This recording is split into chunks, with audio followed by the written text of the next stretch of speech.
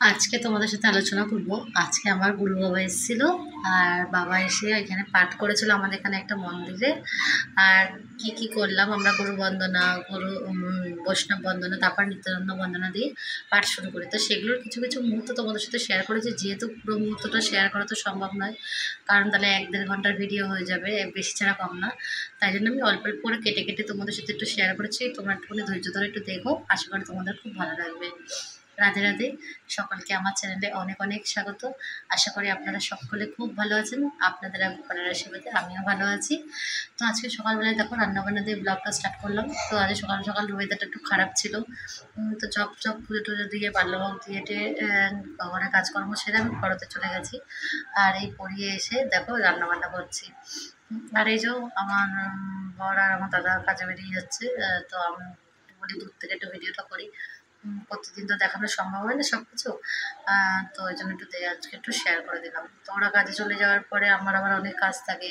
কাচাকুচি ছিল, আজকে কাচাকুচি করেছি। 3টে চাদর নোংরা হয়েছে একসাথে। তো এই কদিন ধরে বৃষ্টি হচ্ছে বলে কাচতে পারছি না। আর বৃহস্পতিবার ছিল, কালকে সব চাদর পাল্টেছে, 3টে ঘরের 3টে চাদর। তো 3টে চাদরই কেচে দিয়েছি। আর তারপরে কাচাকুচি করে আবার মাথা কষে একটু স্নান করে নিয়েছি, করে নিয়ে আর এই যে গোপাল সোনাকে ভোগ লাগিয়ে দিয়েছি। তো আজকে একটু মেনুটা অনেক কিছুই ছিল, যেমন দেখো অন্ন, রসমালাই, দই, পনির আলু দিয়ে রসা, পাঁপড়, পেঁপে ভাজা, পেঁপে ভাতে, শাক, পটল ভাজা। তো যতটুকু পারি গোপালের জন্য সব রকম করার চেষ্টা করি। তারপরে যদি কিছু ত্রুটি হয়ে থাকে তাহলে গোপাল অবশ্যই আমার ক্ষমা করবেন।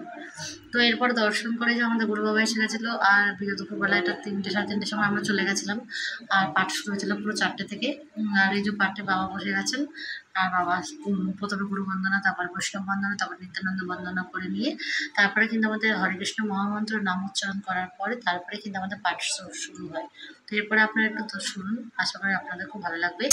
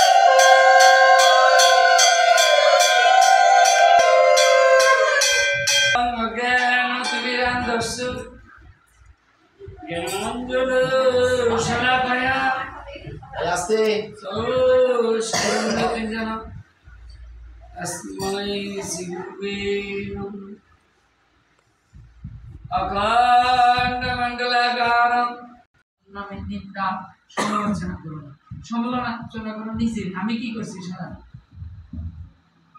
কে কি করছে ও কান দিয়ে লাভ, আমি কি করছি সেটা। তাহলে কি হবে, তুমি লক্ষ্যে বুঝে জয় জয়